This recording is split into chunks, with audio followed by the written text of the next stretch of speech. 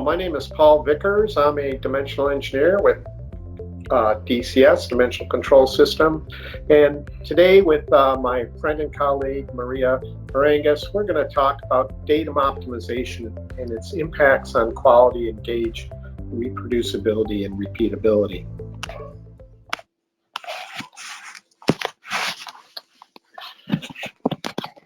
Selecting and choosing datums is key in the dimensional engineering process. Picking the wrong datums can lead to excessive variation, some mean shifts, and problems in Gage R&R, repeatability and reproducibility. 3DCS Datum Optimizer is a new feature that combines the functionality of Variation Analyst, Compliant Modeler, and a new feature, genetic algorithm, to help solve the datum optimization problem. And today we will discuss our algorithm, and we will show a case study using an automotive fender to demonstrate the power of this new DCS feature.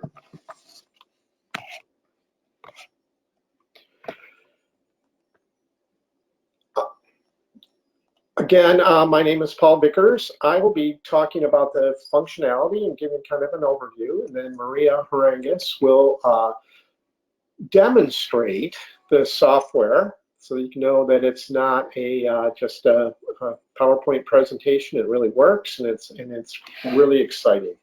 So let's just hop into this. Again, we're talking about this new feature, the DCS Datum Optimization Program. Oops, sorry, it's not moving. There we go. The 3DCS Datum Optimizer combines three cutting-edge CAE tools. Again, the 3DCS Variation Analyst, which is an existing program, the foundation of 3DCS Variation Analytical Tools. We have our finite element analysis, 3DCS FEA Compliant Modeler, and a new functionality, the genetic algorithm, or GA optimization for 3DCS. 3DCS Variation Analyst is a computer-aided engineering tool that helps analyze variation in manufacturing. You put in the part tolerances, the assembly methods, you pick your product measures, and then the variation analysis can predict and fix quality issues before we start production through a variety of ways. We have a Monte Carlo simulation tool, and that you can have detailed statistical analysis that's shown in the bottom here, where we can predict that there are problems, mean shifts and excessive variation, and then using the analytical tools like the Geo Optimizer, Geofactor analysis, we can change the design, improve the design to reduce variation and get things into specification before start of production. Very powerful tool. The FEA Compliant Modeler is a new functionality, or relatively new functionality with 3DCS, where we combine the power of the tolerance analysis tools with finite element analysis to measure the impact of product stiffness or external forces and like gravity or clamps and welds, and how that affects your product quality. The genetic algorithm is the new functionality, and we'll talk in detail about this in a few more slides, but right now what it does is it's a method to find better solutions through a search mechanism that follows Darwinian thinking, where we create a population, we assess the population, and then the strongest members of the population are allowed to breed and create offspring, and the offspring is a combination of the parents. And the idea is every generation we get better and better and better. I'll explain later how this applies to this datum optimization problem. But let's start at the beginning to make sure we're all on the same page when we're talking. Datums are the key basis for dimensional control. Datum are used throughout the manufacturing process to locate and hold parts and or assemblies when we machine them, when we measure them, when we assemble them. All right. On the picture on the right describes the basics of dimensioning and datuming, where we use a 3-2-1 datum locating scheme. The bottom plane, we have 3-point contact, and that stops 3 degrees of freedom. The plane that goes between the hole and the slot center line constrains 2 degrees of freedom, and then the plane perpendicular to those two that goes through the center line of the hole constrains the last of the 6 degrees of freedom. 3-2-1 locating. We'll be talking a little bit more about this as this goes on. You know, it sets up the base. It sets up the foundation for measuring and machining and assembling, and so that's really important. And as Megan Trainor says, it's all about the base. But don't worry, I won't be singing as we go on. To demonstrate this, we're going to use, we tried to pick a part that everybody was familiar with. So we chose an automotive fender. Most cars have them, or certainly all the new ones do, but you know, it's a large part. We wanted to pick something everybody's familiar with. If I picked something like a flux capacitor, we might have to explain how it works. But this is just a fender. They're large. It's relatively thin-walled, about less than a millimeter thick. It's stamped sheet metal, and it interfaces with a lot of the parts of the car. You know, the door in the rear, in the front, it interfaces with the headlamp and the fascia. Up along the top, we interface with the hood, and we also interface with the tire. And as automotive manufacturers are trying to get more jewel-like appearance, the tolerances and the interfaces of the fender is a key component to making your vehicle look really, really good. All right. So that's our part.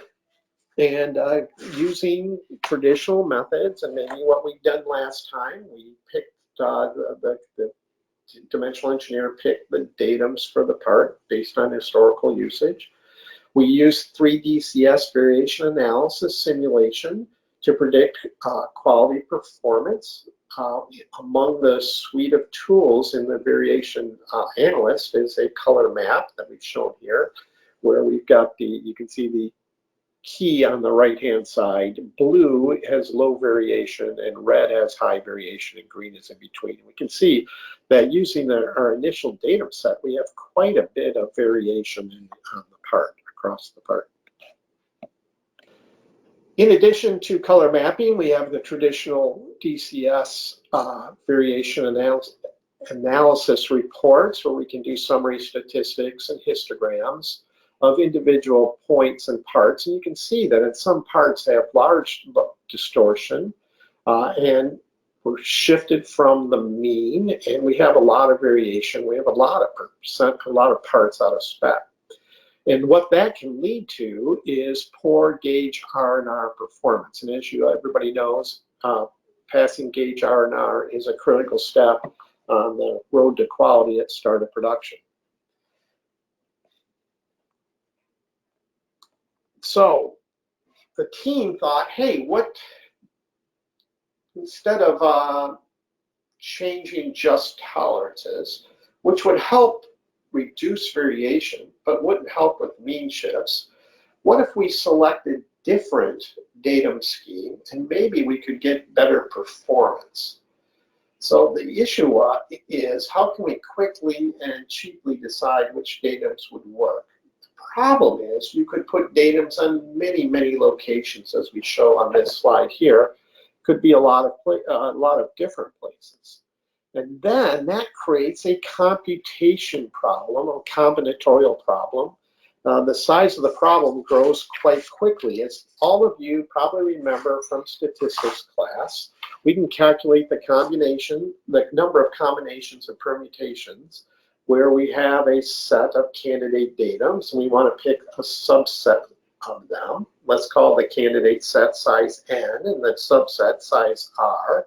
Then, if you all remember, C sub n sub r equals n factorial divided by r factorial divided by n minus r factorial. Everybody remembers that, right? I know you didn't. It's okay.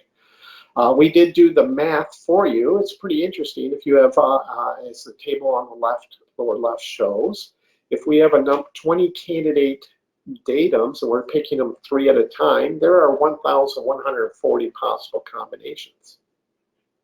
If we're going to over constrain it, we have 20 combinations and we pick 6 of them on the second line.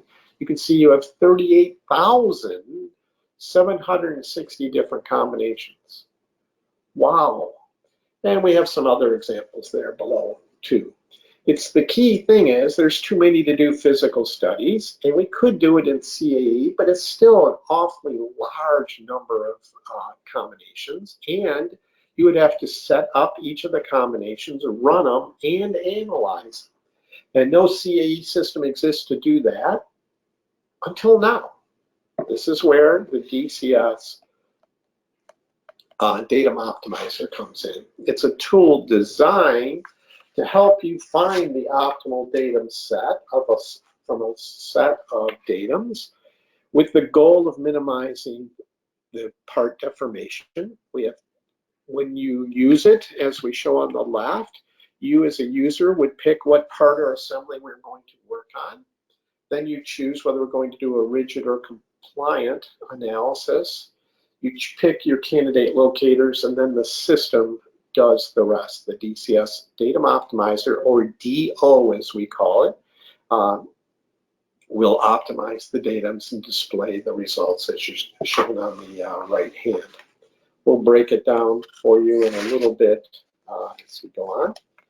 I just want to make sure we're all talking on the same page. We have 2 types of analysis: rigid body analysis and compliant part analysis. Rigid body analysis is what you might be familiar with 3 DCS Variation Analyst.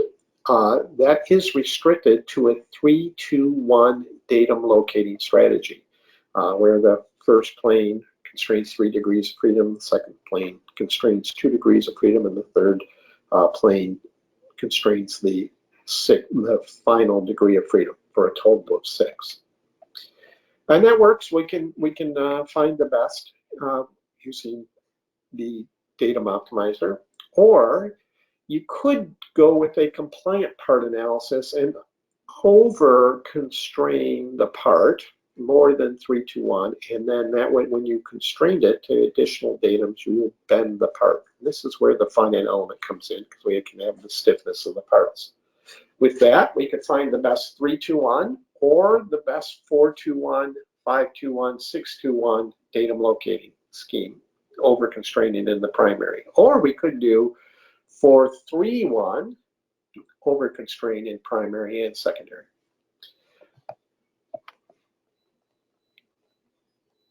Once you set it up, the DCS genetic algorithm will create and test different generations of locating schemes. What we're showing here is kind of a genome or a set of genes where we're showing if a part is clamped at a given location or not. That's what the 1s and 0s show.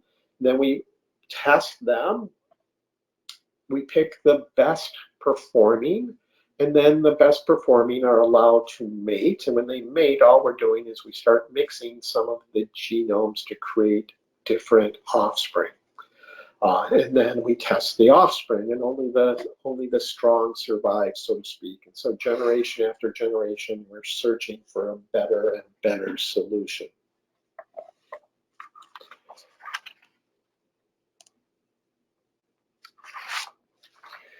So using the genetic algorithm, we solve the complexity problem, and we do it pretty efficiently. We've got the table here. This is the same table we showed before, where the first 3 columns are the number of candidates, the number of datums we're going to use, and then the number of full factorial runs. This is the same as we had before. What we have in the next 2 columns, though, is because of the way we have written our genetic algorithm, we know in advance how many offspring we will create and how many generations at max we will go. So with the 20 candidates with 3, while there are 1,140 full factorial runs, we can solve and find the optimum of only 480, which is a 42% of the runtime of doing them all. If we go to the second run, which is the over-constrained case, where we have 20, say, primary candidates in the primary direction, and we have 6, we want to have 6 constraints, over-constrained. There's 38,000 of over 38,000 of those. We can do it in 6,200 runs. A significant reduction, 16% or 84% reduction. You can see in general, as the size of the problem increases, the number of candidates and or the number of primary datums, the problem grows pretty fast, yet the number of runs for us stays at about 1/6. Just a quick note on this. This is a complex problem, and like all optimization problems, I say we'll find the optimal in 480 runs or 6,200 runs. It will stop with what the technique has found as an optimal. In general, we find the true global optimal when we run this, but I will, just as a truth in advertising, it is not guaranteed. Almost all problems that are not linear programming problems, you can't guarantee finding the true optimum unless you run them all. So we can take some risk and run a subset. In most cases, we do find the global optimum. When we don't, we do find a pretty darn good answer, which is near the global optimum. So that's just a truth in advertising statement there. Then when we, after it's done with its optimization, and we go through creating many offspring and many generations and testing and keeping the best and throwing out the worst, we can then display the results. And what we've got here, I'm showing this for a compliant modeler. With the compliant modeler, we did the best 3, 2, 1. That's the leftmost bar, as you see on the right-hand side in blue. Then we showed the best 4, 2, 1, best 5, 2, 1, best 6, 2, 1, etc. As you can see, as we add more constraints, the amount of variation or deviation is going down. But you can also see, as we add constraints, the amount of gain per constraint is less as well. And that's why, that's why you can use the Datum Optimizer to help make sure you're not wasting money, because it clearly identifies the point of diminishing returns. As we show here, going from 3 locators to 4, we had a big decrease in variation, 4 to 5 less so, and 5 to 6 less so again. Each locator costs money to install and maintain, so we want to make sure if we're adding complexity and cost, we get some value to it. So it helps you find the optimal solution. Once we have a new optimals, we can put that back into the Variation Analyst and simulate it, and we can show and then use the full suite of Variation Analyst display tools to show what's good and bad. And as you can see on the right, we see by just changing the datums and only the datums, we can reduce a lot of the variation and a lot of the mean shifts. And as we showed in the as we showed before, we can also use this full suite of tools. Here we have our graphical and tabular statistics. With the initial datums, we had large variation in mean shifts. We had a significant percent out of spec, and poor Gage R&R performance. With the optimized datums, we reduced the variation, improved the mean shift, we've eliminated the percent out of spec, and we've increased the likelihood of passing our Gage R&R.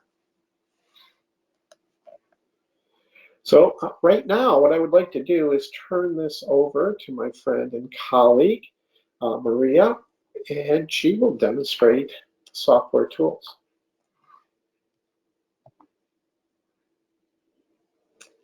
Do I have to do anything here?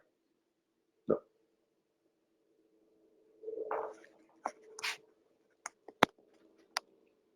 Hello, everyone. Let's talk about that fender. So we have a simple model. It has one part, the fender here, and something that will mimic the rest of the car, basically the body in white. Features which we don't have in the model, but we don't care for. It's just fictitious. We want to analyze this fender from the rigid and from compliant perspective to figure out which are the best datums for the part. The rigid can do, like Paul said, a 3, 2, 1, and let's say we have an initial move, a step plane move, using 3 cross cars, 2 up downs, and 1 4F locators to hold the fender in place, gapped to the door, flushed to the hood. What rigid can do, the optimizer for the rigid can find out if these datums are good or we can find better ones. Once we ran the rigid model, we found slightly different datums, and I will show you how we get to those results. But the cross cars were optimized, and we found 3 different ones in 3 different corners. Now this optimization is based on variation. So all the points that are considered in the Datum Optimizer are varied. As far as compliant, the analysis is done slightly different. Let's say we have initially 3 points locating the door gap again, gap to the door and flush to the hood, and then clamped and with soft clamps here in cross car, which is the main direction, at 4 corners. Now, compliant uses gravity move, which lets the fender sag under its own weight. In this case, it's in body position, so it sags in -z direction. So let's say we have initial locating scheme for the fender with compliant, and if we look at how it sags under the gravity, you get this kind of variation with a deviation of 6 millimeters in this corner to the lamp and wheelhouse. The optimized results, which were ran through Datum Optimizer, and I'll go back to that, are moves similar to those, except different locations suggested by the Datum Optimizer. Once we do those moves and we nominal build again, the sag, it's almost nothing. If I deviate it, you can barely see some differences here. How is that quantified? It's quantified by this kind of study. It's minimization of maximum deformation. That means it looks at every point in the part. The point fenders are all of these grouped in the point groups, different directions, their candidates, and then these are other points just added for the sake of making it more complicated. So that adds up to 68 measurements. And the maximum of 68 measurements after optimization, it's 0.67 millimeters. So each of these measurements all around the fender in all directions don't move more than 0.67 millimeters. Going back to the initial moves, the compliant moves, and nominal building that way, we get again the red color and pretty rainbow here. That value from 0.67 actually initially was 5.4. So we reduced that 5.4 to less than a millimeter sag during gravity just by optimizing the datums.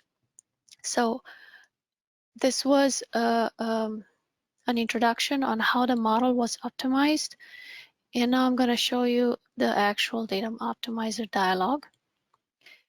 It's found under the add-ons. This is a multi-CAD version of our software.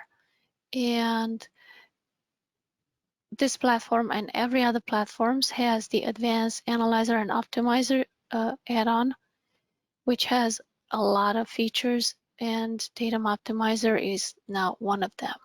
So I'm going to click this button, and I'm going to turn off my color contour so it's easier to follow, and uncheck those measures. Okay, so remember we talked about rigid and compliant.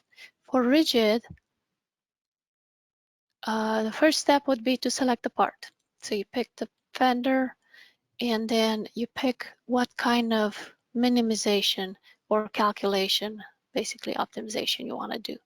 There's 3 types. You can minimize the maximum variation. The variation is based on certain parameters that are input by the user. I will show you that in a second. But basically, it reduces the variation at all the points in the model, in the part actually. There's 68 total. Or you can do the average of that variation for all the points. So this is max and this is average. Or you can have a set of measures that you're just interested in. In this case, if you pick minimization of selected measures, you will have to pick what measures you want to use. So let's say we have these called assembly measures. They're gap and flush and measures all around the contour, the periphery. So I'm going to say add and pick all of these, for example. So if you see, they're all around the fender at all the interfaces with other parts. These are the ones that I care at the end of the day. Okay, so these can also be weighted. So you can say certain measures have more importance. So you can put 0.5, for example. So that's less important. Or you can put 10, which this one makes it very important. So play with this if you know exactly how much more important some measures are than others. Once you picked your function, the calculation method, and your candidates, then you can look at the optimization. Now, this is the calculation using the genetic algorithm. This is the full factorial, which is using every possible combination. That's why you see that this number is larger. Let's say for the sake of it, you can count on secondary and tertiary being as the ones that you picked initially. So 1K, 5K, and 9I. So Z and Y direction, Z and X direction are good enough. In that case, you can go to the candidates and constraints that in this case they're selected, but you can remove and select different ones if you like. So what you can do, you can fix some of them. So let's say we like the ones that we had initially, 1K, 5K, and 9I. And if I fixed these, all the optimization happens is just for the crosscar datums. And in that case, if you look at these numbers, the full factorial went to 120. It's smaller than the run optimization than the genetic algorithm. So in this case, you want to do full factorial every time. Full factor, and doesn't have to be smaller. Even if it's larger and close to it, you would still want to do full factorial.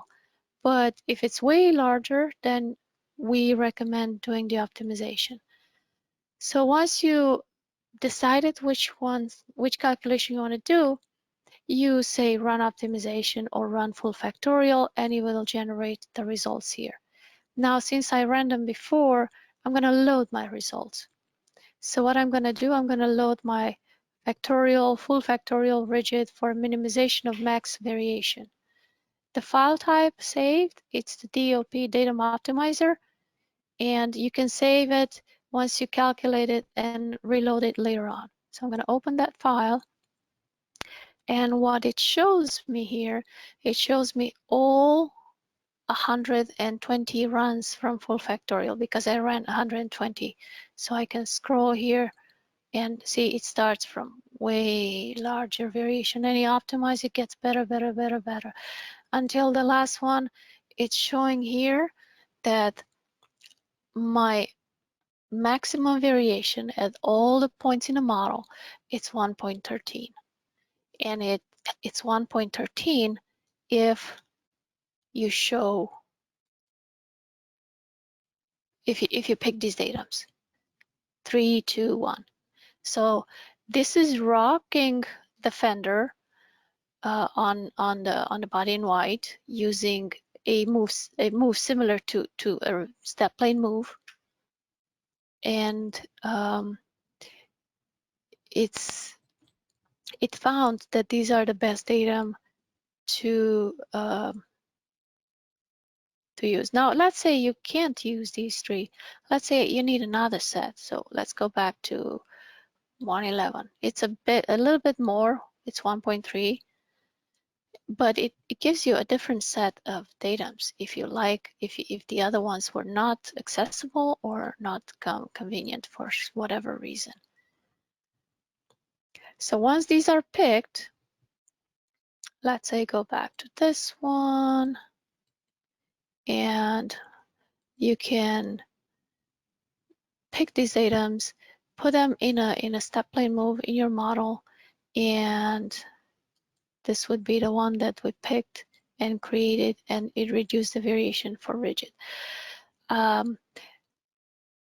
I mentioned that the variation happens based on how the user sets it. That would be under the third tab, which is called parameters.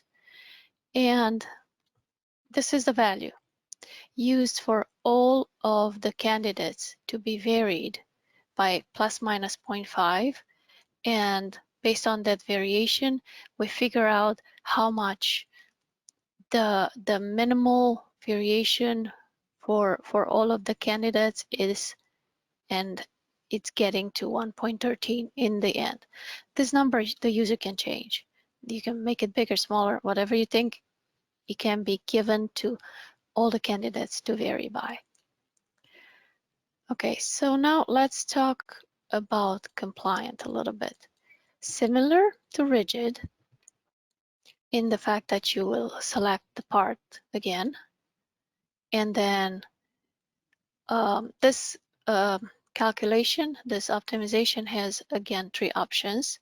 One of them is common, when you can minimize the selected measures, which the one I showed you, or whatever measures you want to choose. You can minimize the max deformation. This deformation is calculated based on gravity. We apply gravity on the part, it sags. Gravity, it's using a mass matrix. In this case, we use an abacus mass matrix. Mass matrix has a set of candidates, so what we call A sets. Those A sets are node meshes corresponding to the points that we have on the part. In this case, we have 68 points. We will have a mass matrix created for 68 mesh nodes. Those mesh nodes will sag under gravity, and the calculation that happens here, it's for those 68 nodes linked to our 68 points. And this is talking about the maximum sag. The second option is an average sag, and this is for the selected measures. Again, sag under gravity. Now, The compliant doesn't have to do 3 candidates, it can do 4. It can do 4 to 6, for example. That means it checks for 4 candidates, 5 and 6, or 6 is not the upper limit. Let's say 4, for example, and it looks like I have my candidates fixed for secondary and tertiary. So let's look at go candidates, and in this case, I want to do a 6UF optimization. Basically, I want to optimize for primary, secondary, and tertiary. So in this case, my 210 went to 41,160. It's a large number. For factorial, I think 480, it took about less than a minute. This will probably take 10 minutes, give or take. So in this case, I would run optimization, and it will give me 4 primary, 2 secondary, 1 tertiary candidates based on my gravity applied in -z direction. My mesh files are loaded here automatically because I have a load FEA file active in my model for the fender, where I already loaded the stiffness, the mass, and the mesh, the IMP file for the fender. If it's not active or if it's not created, the user can have the opportunity to load the mesh and stiffness and mass matrix here manually. And once the parameters are set, again, pick between full factorial and optimization. In this case, I would go with optimization and run the 480. And once they run, we get the results. I'm going to load the results. For example, for the minimum measures. So I have the set of measures that I care for, so I'm bringing that in. Now, notice with compliant, I'm running one set of 4. I'm getting 1 bar for 4 optimizations. For candidates, we get first, second, third, sometimes first and second best optimal datum candidates. Depends if the third one is not much different than the second, then obviously it gives you just the first 2. And what do you see here? You see 1, 2, 3, 4 candidates for the primary direction, 2 candidates for secondary, 1 for tertiary. These seem to be the same, like it's the best way no matter what you do. The tertiary changes slightly. The primary changes again. 1 or 2 of the candidates changes. And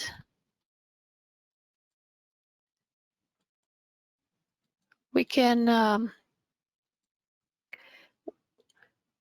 click between these and see where they are on the fender.